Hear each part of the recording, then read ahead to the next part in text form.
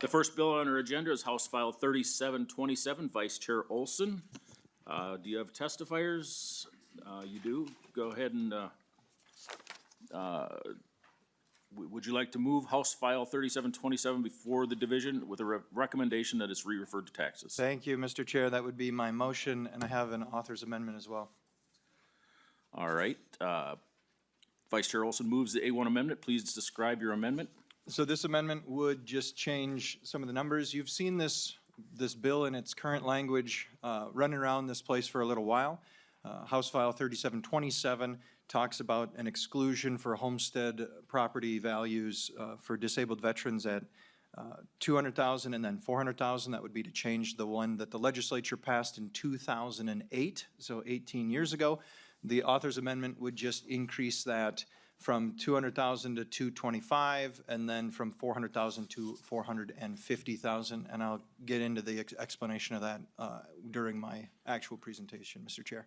All in favor of adopting the A1 amendment, say aye. Aye. Opposed, say nay.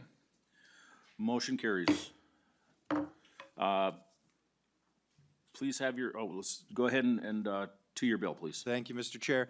So this bill here, as amended, is the latest attempt to address this ever-growing gap between the exclusion amounts and home values under the Disabled Veterans Homestead Property Tax Exclusion. For those of you who don't, well, most of us weren't around here. I don't think anyone here was around in 2008 when the state legislature passed the original homestead exclusion, which at the time... Vice Chair, could you hold on? Thank you for taking the time to join us today, Representative Duran. It's nice to see you. Continue on, please. It's always, Mr. Chair, it's always really, really sad when the soldiers in the room are late to class. We'll discuss push-ups and the break. Push-ups at a later date, Mr. Chair? Oh, service member, so sorry, so sorry. Former service member. We'll continue. Thank you, Mr. Chair.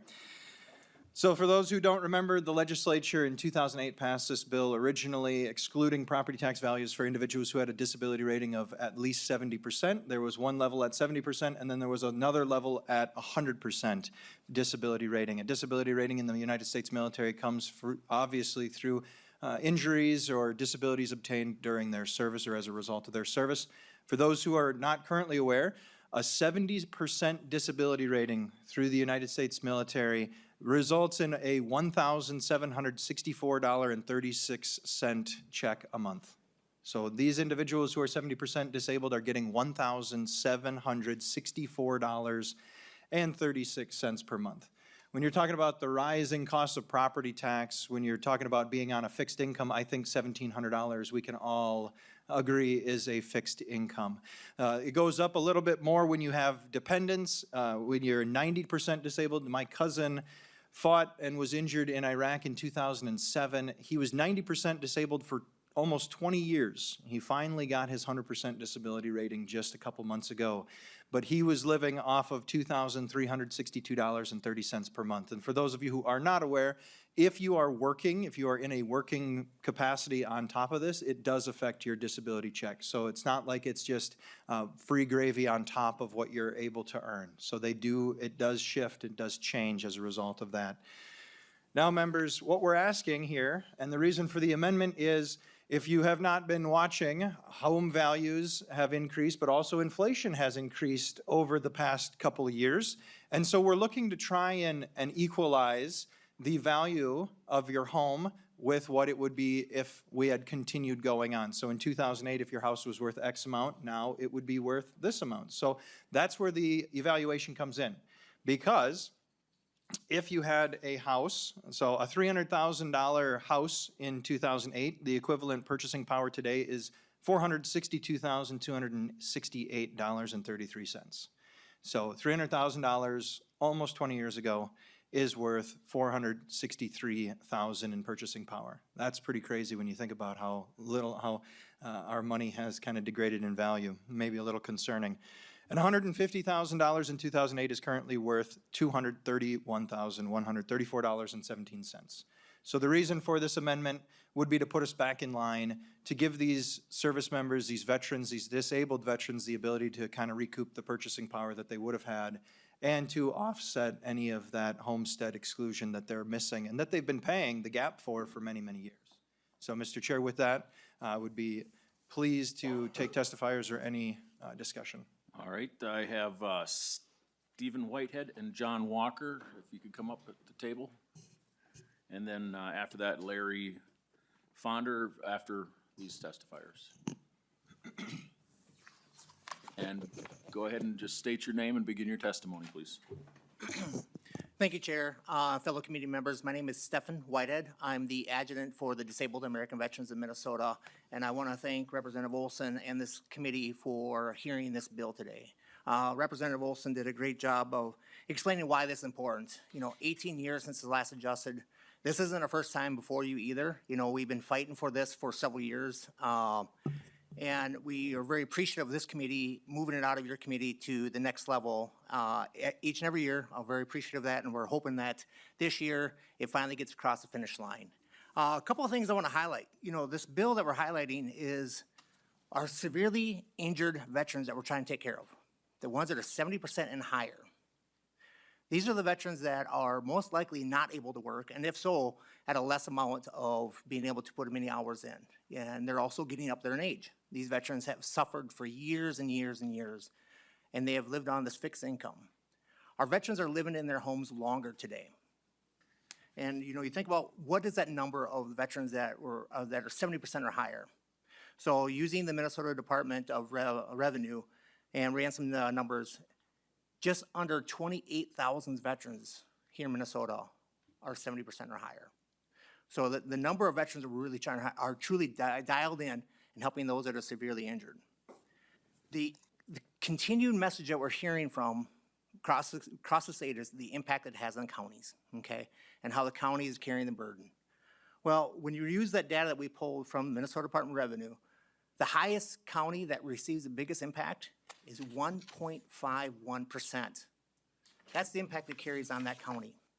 That county has estimated market value of $4,742,144. Those are they bring, okay? So 71 of that is the 1.5% of the impact. It is the rural areas that we're having the biggest impact. Here in the metro counties, the 5 or 7 counties, depends on what you want to use as a metro county, the values of the houses have gone up the most. In the rural Minnesota, the values have gone up, but not at the same rate as here in the metro.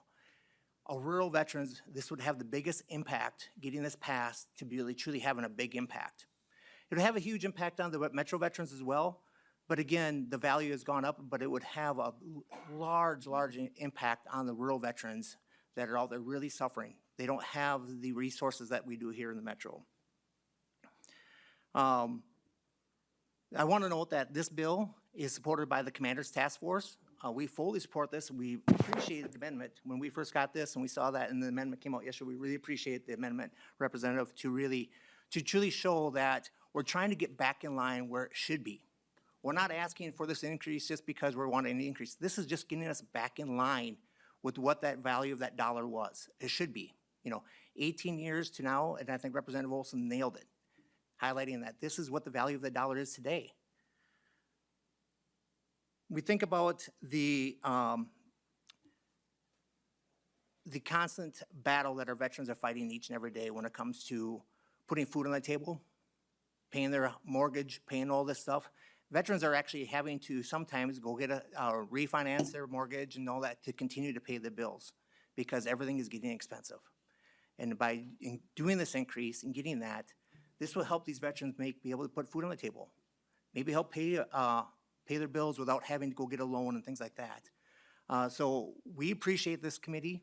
We really appreciate the representative. And, as I started this conversation off, I can't thank this committee enough to continue to move forward. But we need your help outside of this room as well. We need the help from this committee to ensure that both parties, I really don't care who carries the bill or not. We want this bill passed, period. We need this bill passed. And it's time, and the time is now. Chair, that completes my Thank you. And Mr. Walker, and then if Larry Fonder could sit at the table. And then after that is Janet Lorenzo. on deck. So state your name and begin your testimony, please. Yes, John Walker. I'm the Department Commander for the Department of Minnesota, United States Army veteran. As a commander of the Department of Minnesota, I hear quite often from my veterans on how they're struggling. Property tax is one of the huge things that they always mention, that I'm getting further and further behind. And when we look at, like Adjutant Whitehead just said, when we look at the data, the numbers have not changed. I mean, we have not kept up with inflation or any metrics to keep our veterans, disability pay somewhat stable in that, so we can keep them at home. This is huge for our Minnesota veterans. Our Minnesota veterans are always called upon. And I think it would really help them to stay in their homes, to keep their properties, so they don't have to make a tough decision on getting rid of the family property, maybe the only property they were able to acquire. So we really ask your support for this bill. Thank you. Thank you. And if you could sit down and Janet, come up to the table after Mr. Fonder and go ahead and state your name for the record and begin your testimony. Thank you, Chair. My name is Larry Fonder, and I am the legislative representative of the Minnesota Association of County Veteran Service Officers. I'm an Army veteran, and I too am also a County Veteran Service Officer. First, I would like to acknowledge and thank the authors of the bill, so Representative Olson, Duran, Perryman. I greatly appreciate moving this bill forward. This bill shows that legislators care about veterans, and it's also an opportunity for Minnesotans to help veterans stay in their homes. That is something that County Veteran Service Officers face on a routine basis, is homelessness for veterans. And this is a bill that can help keep veterans in their homes. As a CVSO, my relationship isn't only with the veteran. So when I meet with a veteran, I maximize their benefits and keep them in their home. When that veteran dies, I then transfer the relationship to the surviving spouse and ensure that the surviving spouse and help them to bury their veteran and then to maximize their benefits and qualify for them for benefits and keep them in their home. And I want to illustrate where the current law fails the surviving spouse. And let me be clear, our organization wholly supports this bill and want to see it move forward. What I'm doing is setting the groundwork for future considerations for updating the law and modernizing it to help our surviving spouses, because I feel an obligation to raise the voice of the surviving spouse. So I'll illustrate it with a few scenarios. So one, if you are a soldier overseas and you're killed in war, a Minnesota soldier overseas, active duty, killed in war, if your surviving spouse doesn't file for the tax benefit within 2 years of your death, you don't get the benefit. If you're married to a Marine that dies in an Osprey accident in North Carolina, and you've got small kids and decide, you know what, I'm moving back to Minnesota where my family is and I can get more help, you don't qualify for the tax exemption. If the veteran and a spouse move into assisted living and the veteran passes away and the spouse does not need assisted living and they decide to purchase a new home and move out of assisted living, they don't qualify for the benefit. The way that the statute is written, the veteran, when they die, has to be on the homestead. So if they're not on that homestead, it doesn't apply. Same thing, a veteran moves, say, they get this benefit in another state, and they decide, you know what, Minnesota is where I'm going to move to, they don't qualify for the benefit. So these are considerations that I think need to be looked at for future modernization of this statute. Again, fully support this bill going forward. We want to see that happen because that's going to make an immediate difference. And I just want to end with capturing the spirit and the intent of this law, which is buried in paragraph 11 of the statute. And it says, the purpose and provision of this law is to provide surviving spouses and help them to ease the burdens of war for those among our state's citizens who bear those burdens most heavily. The veteran bears the burden, and I would argue that the surviving spouse bears an extreme burden afterward. Once again, our organization fully supports this going forward, and I think it's going to help keep veterans in their home, and it demonstrates that legislators care about Minnesota veterans. And I look forward to walking forward on the path with you for future adjustments to help modernize the bill for surviving spouses. Thank you. Thank you. And Ms. Lorenzo, please state your name and begin your testimony. Thank you. Janet Lorenzo. I am the Assistant Adjutant for the American Legion Department of Minnesota. Thank you, Chair Bliss and distinguished committee members, for your attention today. It has been 18 years since the Minnesota legislature last adjusted the property value threshold for the disabled veterans homestead market value exclusion. During this time, property values have continued to increase, which undermines the original purpose of this benefit. Currently, veterans with a VA disability rating of 70 to 100% receive a market value exclusion of $150,000. For veterans rated 100% permanent and total, receive a set amount of $300,000. For the American Legion Department of Minnesota advocates for an increase to these levels, proposing $200,000 for the first category and $400,000 for the second category. Again, that's 70% to 100%. House File 3727 addresses this important issue, and we urge support for this bill to better serve our disabled veterans.